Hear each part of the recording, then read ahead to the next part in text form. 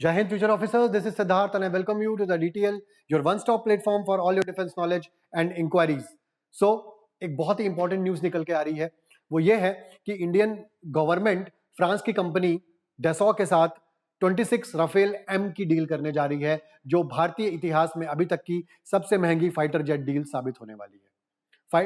Rafale M का मतलब है मरीन मतलब कैरियर बेस्ड एयरक्राफ्ट, जो भारतीय नौसेना यूज करने वाली है।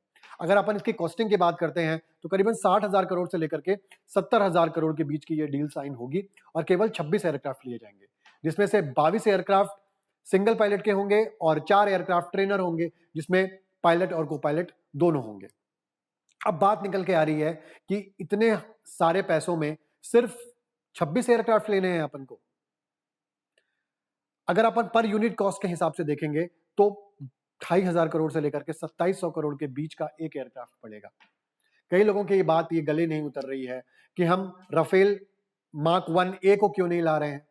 हालांकि उसमें इंजन के कारण प्रॉब्लम हो रही है, डेक पे उसकी अभी इतनी ज्यादा टेस्टिंग नहीं हुई है, तो हम उस पे उसका इंतजार नहीं कर सकते, क्योंकि इंडिया जो है उसको एक बहुत जल्दी 5th जनरेशन एयरक्राफ्ट की भी जरूरत है और एक कैरियर बेस्ड एयरक्राफ्ट की भी बहुत ज्यादा जरूरत है, राइट।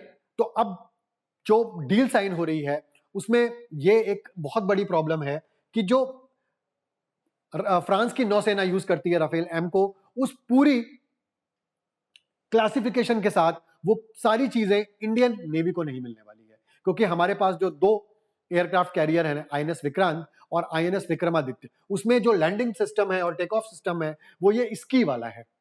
इसका मतलब ये है कि इस एयरक्राफ्ट में वेपन कैरिंग कैपेसिटी कम होगी, फ्यूल कैरिंग कैपेसिटी कम होगी और हमें छोटी छोटी चीजों के लिए डसों पे निर्भर रहना पड़ेगा, मतलब फ्रांस पर निर्भर रहना पड़ेगा। छोटे छोटे मॉडिफिकेशंस के जरिए हमें फ्रांस पर निर्भर रहना पड़ेगा। लेकिन अगर अपन इसके अच्छी चीजों पे जाते हैं तो हम ऑलरेडी राफेल यूज कर रहे हैं, हमें इसके साथ पूरा वेपन सिस्टम मिल रहा है, हमें इसके साथ पूरी पायलट की ट्रेनिंग मिल रही है, पूरा सिमुलेटर मिल रहा है और मेंटेनेंस और जितनी भी इश्यूज होते हैं एक फाइटर एयरक्राफ्ट के साथ, वो सारी का सारा सोल्यूशन हमें दे रही है। लेकिन हमारे पास एक बड़ी प्रॉब्लम है कि हमारे पास हाइड्रोलिक बेस्ड एयरक्राफ्ट कैरियर नहीं है। जो हमारा नया एयरक्राफ्ट कैरियर आएगा, जिसे अपन आईएनएस विशाल बोलेंगे, उसमें हाइड्रोलिक सिस्टम होंगे, तो उसमें जो भी राफेल अपन यूज करेंगे या जो भी अपन फ्यूचर के फाइटर्स यूज करेंगे, उसमें ये पूरा हाइड्रोलिक सिस्टम से टेक ऑफ और लैंडिंग होगा, जो बहुत ही ज्यादा इकोनॉमिकल होता है और बहुत ही ज्यादा फुल प्रूफ होता है। अब बात करते हैं कि हमें इसके साथ मिल क्या क्या रहा है। तो हमें इसके साथ मैटियोर तो मिल ही रहा है, जो beyond visual range air to air missile है, ठीक है ना, जिसकी जो रेंज है वो 150 किलोमीटर है। इसके साथ हमें स्कैल्प क्रूज मिसाइल मिल रही है, जिसकी 500 किलोमीटर की रेंज है, और मीका शॉर्ट रेंज मिसाइल्स मिल रही हैं, जो हमने मिराज 2000 में मेरा स्पाइस 2000 नाम का बॉम्ब यूज किया था, उसी का ये बहुत अच्छा परिष्कृत रूप हमें मिलने वाला है। लेकिन राफेल एम के साथ क्या है कि जो हमने सुखोई 30 के लिए विरूपाक्ष रेडार हमने विकसित किए थे, तो विरूपाक्ष रेडार तो हम अपने राफेल एम में नहीं लगा पाएंगे। गांडीव मिसाइल भी हमने जो अस्त्रा मार्क 3 के हिसाब की हमने जो अभी हमने डीआरडीओ ने टेस्ट किया है, उसको भी हम नहीं लगा पाएंगे।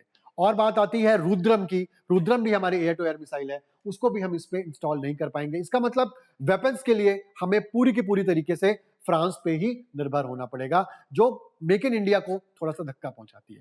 लेकिन क्योंकि हमें बहुत ज्यादा जरूरत है और फ्रांस भी ये बहुत अच्छी तरीके से जानता है कि इंडिया को जरूरत है, इसलिए उसने उसकी कॉस्टिंग थोड़ा सा बढ़ा दी है, ठीक है। तो अगर किसी को पता चल जाता है कि आपकी कमजोरी क्या है, तो वो कमजोरी का फायदा जरूर उठाता है। अब कई लोग कमेंट्स में बोलेंगे कि इंडिया और फ्रांस तो दोस्त हैं, तो ये सारी प्रॉब्लम क्यों आ रही है। तो देखिए, दोस्ती अपनी तरफ होती है और धंधा पानी अपना होता है, बिजनेस अपना होता है। इन दोनों चीजों के बीच में इंटरमिक्सिंग नहीं की जाती है, राइट। चलिए अब आगे बढ़ते हैं। तो और हमारे पास क्या ऑप्शन थे? हमारे पास FA-18 हॉर्नेट ऑप्शन था, जो यूनाइटेड स्टेट्स की नेवी बहुत ज्यादा यूज करती है, लेकिन वो इकोनॉमिकल तो था, लेकिन उसकी क्या बोलते हैं, जो उसका जो भार था वो बहुत ज्यादा था, उसका जो वेट था वो बहुत ज्यादा था, उसके परफॉर्मेंस इश्यूज थे, और वो हमारे जो एयरक्राफ्ट कैरियर्स हैं उस पे अच्छी तरीके से कंपैटिबल FA-18 हॉर्नेट नहीं था, इसलिए हमने उसको रिजेक्ट कर दिया। हालांकि अमेरिका ने काफी कोशिश की कि हम इसको सेल कर पाए, लेकिन FA-18 को हमने अच्छी तरीके से उसको भाव नहीं दिया। नो डाउट उसकी लोअर कॉस्ट थी, नो डाउट वो एक बहुत अच्छा एयरक्राफ्ट है, लेकिन अमेरिका पे हम, जैसा कि मैंने पहले कहा है कि अमेरिका के इकोसिस्टम पे हम भरोसा नहीं कर सकते, क्योंकि जैसे ही आपको पता चल जाता है कि आपको जरूरत है, अमेरिका अपने हिसाब से कॉस्ट कटिंग करने लगता है, ऑपरेशंस में डिले करने लगता है, इंजन्स में डिले करने लगता है, वेपनरी में डिले करने लगता है, जो कि India can sustain at that point right now, because हमारे पास चाइना की नेवी भी बहुत स्ट्रांग है, और उसकी देखा सीखी जो पाकिस्तान की नेवी है वो भी चाइना के छोड़े हुए वेपन्स को, चाइना के छोड़े हुए जो भी पूरा क्लस्टर है उसको लेकर के अपने आप को बहुत ही स्मार्ट समझने की कोशिश कर रही है। हालांकि हमें अपने दुश्मन को कमजोर नहीं समझना चाहिए, तो हम पाकिस्तान को भी यहाँ पे हम कमजोर नहीं समझ रहे हैं। इसलिए FA-18 हॉर्नेट को तो फिर हमने राफेल M को ज्यादा इंपॉर्टेंस दी है, भले वो महंगा है लेकिन रिलायबल है और हमारी सारी चीजों को वो कंपैटिबल करेगा। अब नेक्स्ट आ जाते हैं अपन, हमारे पास जो एग्जिस्टिंग है MiG-29 के, जो आपने रशिया से लिया था, कैरियर बेस्ड, राइट, तो हम इसको मॉडर्नाइज क्यों नहीं कर सकते? डेफिनेटली हम इसको मॉडर्नाइज कर सकते हैं, लेकिन इसके साथ भी बहुत सारे इश्यूज आ रहे हैं। इसकी रिलायबिलिटी की इशू है, इसके मेंटेनेंस की कॉस्ट की बहुत ज्यादा चर्चा है कि मेंटेनेंस नहीं हो पा रहा है, और हम इसको रिटायर करके, हालांकि इसकी कुछ स्क्वाड्रंस को अपन रखते हैं, लेकिन हमें राफेल M की बहुत ज्यादा जरूरत है। अब आ जाते हैं इंडियन टेड BF की, जिसको अपन ने बहुत पहले शोकेस किया था, जिसका फुल फॉर्म है twin engine deck based aircraft. अब इसकी जो नई टाइमलाइन निकल के आ रही है वो 2035 से 2037 के बीच आ रही है। इसका मतलब और 10 साल हमें वेट करना पड़ेगा। तो क्या इंडियन नेवी तब तक 10 साल तक क्या कोई भी एयरक्राफ्ट एक्वायर नहीं करेगी? तो हमें हाय तौबा मचाते हुए होश पौश में अपन को राफेल M लेना ही लेना पड़ेगा, राइट। हो सकता है तब तक हमारा टेडबेफ भी तैयार हो जाए और उसके आगे हम अपने जो तेजस मार्क 1A एयरक्राफ्ट है उसको भी अपने इंडियन नेवी में एक्वायर कर सके। तो आगे आने वाले टाइम पे हमारे पास 3 एयरक्राफ्ट कैरियर हो जाएंगे और हमारे पास एक अच्छी खासी फ्लीट हो जाएगी, लेकिन वो उसमें टाइम लगने वाला है। इंडिया के पास टाइम ही तो नहीं है। तो इंडिया के पास अभी तुरंत राफेल M के अलावा, राफेल मरीन के अलावा कोई और ऑप्शन फिट नहीं बैठ रहा है। आई होप इस वीडियो में आपको मजा आया होगा, काफी सारी इंफॉर्मेशन मिली होगी। जुड़े रहिए DTL डिफेंस के साथ इसी तरीके की वीडियोस में।